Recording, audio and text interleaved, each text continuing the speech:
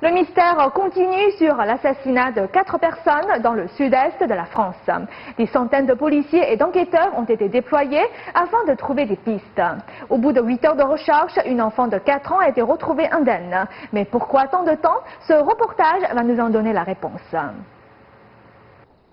L'enquête sur l'assassinat de 4 personnes sur le bord d'une route dans le sud-est de la France se poursuit ce vendredi.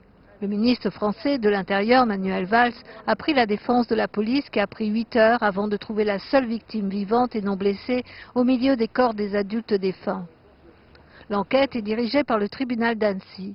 Des centaines de policiers et d'enquêteurs ont été déployés pour essayer de résoudre le mystère de ce cycliste français et de ces 3 passagers morts d'une balle dans la tête dans une voiture immatriculée en Grande-Bretagne sur le bord d'une route de montagne.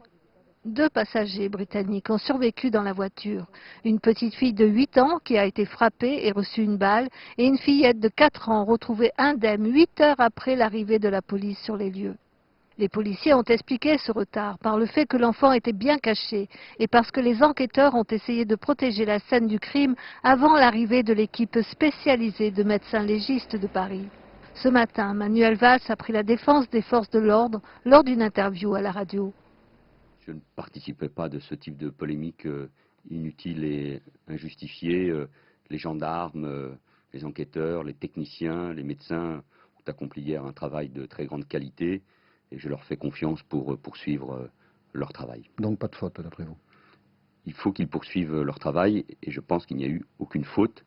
Et je rappelle que cette fillette a été retrouvée vivante. À Annecy, les habitants sont choqués et s'interrogent sur la raison de ce crime. C'est le genre de choses qu'on a l'habitude de lire dans les magazines et puis quand on voit que c'est à Saint-Joriot au bord du lac d'Annecy, ça fait flipper, ouais. Quand on a des petits et tout, on se dit finalement on est en sécurité nulle part, mais bon. Non, ça m'inquiète pas parce qu'apparemment l'enquête le déterminera, mais ce serait plutôt la piste familiale pour l'instant. Donc je vois pas pourquoi on serait inquiet. C'est pas un tireur fou qui est dans la ville à vouloir assassiner les gens. Le propriétaire de la voiture retrouvée mort au volant était un homme britannique d'origine irakienne.